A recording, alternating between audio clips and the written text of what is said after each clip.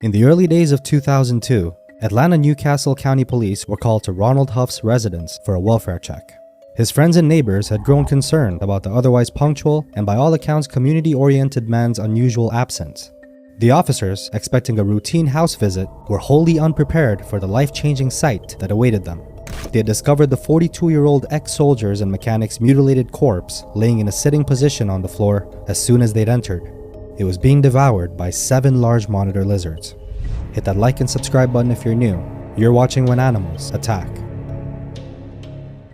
When the police arrived at Ronald Huff's home on that fateful day, they would be met with a sight that defied comprehension. A total of 7 large monitor lizards roamed freely throughout the house, their bodies covered in their owner's blood. They had been feasting on his corpse. Realizing that they were ill-equipped to handle the situation, the officers would then call for a team of experts. Now monitor lizards, scientifically known as Varanus niloticus, are renowned for their impressive size. The length of their head and body alone typically ranges from 21 inches for females to 25 inches for males, excluding their long, powerful tails, of course. But when considering their full length, it's a whole different ballgame, because when one includes the tail, some individuals have been known to reach extraordinary lengths. In fact, the maximum recorded total length of a Nile monitor lizard is a staggering 94 inches, or about 7.8 feet. This makes them one of the largest lizards in the world. Their formidable size, combined with their aggressive behavior and sharp claws and teeth, underscores the inherent danger that they pose, especially when it comes to keeping them as pets in a domestic setting, which means that these carnivores are definitely not your typical household pets. Huff's fascination with monitor lizards extended beyond simply keeping them as pets.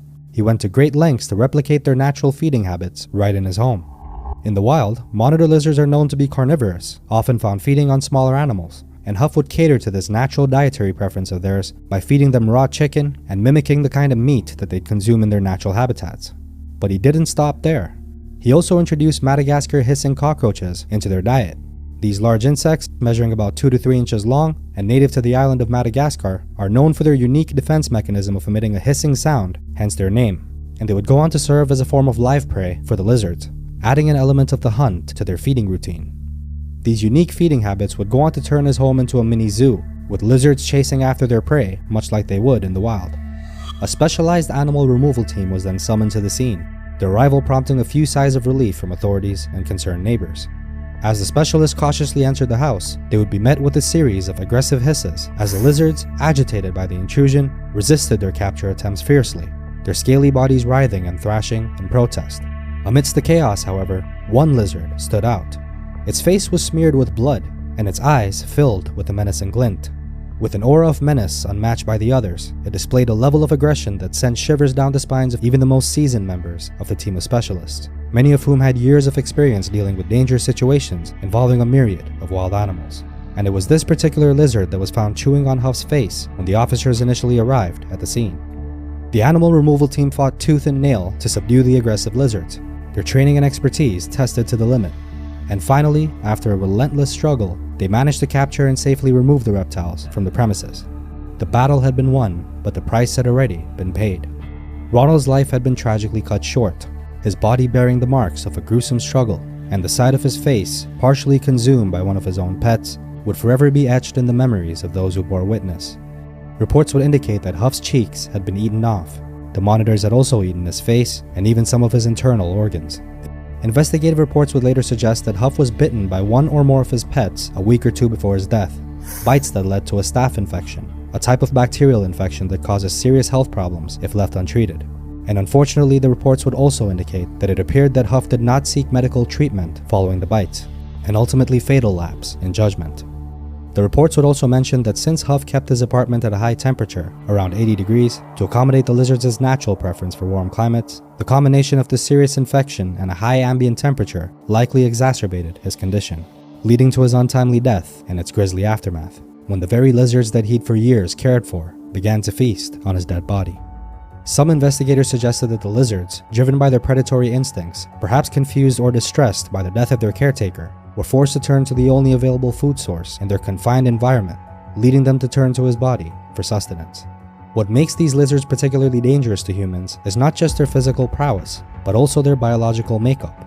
Nile monitors have extremely sharp teeth and claws. Their mouths also host a variety of deadly bacteria, And while these bacteria are not necessarily fatal to humans, they can still cause serious infections if a person is bitten or if their blood is somehow exposed to it.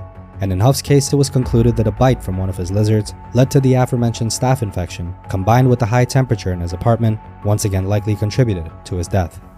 In the aftermath of the attack, an autopsy would fail to determine whether the monitors, ranging up to 6 feet in length, had killed their owner. Nonetheless, this shocking incident would go on to shed light on the ever-expanding international market for exotic pets. Around the same time of Huff's tragic passing, the Miami office of the United States Fish and Wildlife Service intercepted a shipment from Benin in West Africa. The cargo contained 2,000 reptiles and invertebrates, including 600 scorpions, raising concerns about the validity of the export permits.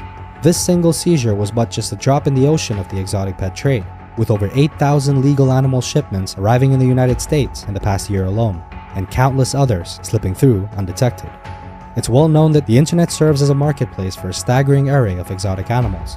From baboons to big cats, or primates to reptiles, the demand for these wild creatures seems insatiable, and one of the reasons for the allure lies in their untamed nature, untouched by domestication like traditional pets.